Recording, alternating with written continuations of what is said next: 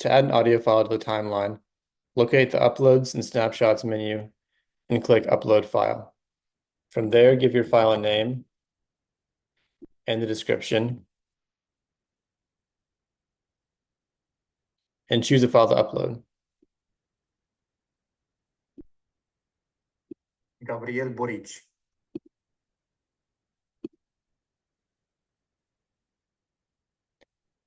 Once you finish, you can go to your event and next to audio clip URL, click the blue folder. And from there, you can select from your uploaded files and add them as a link. Now the audio file is part of your event. If you don't already have a sound file to use, you can record your own using the Voice Memos app on your phone or a free software like Audacity, which lets you record and edit sound files.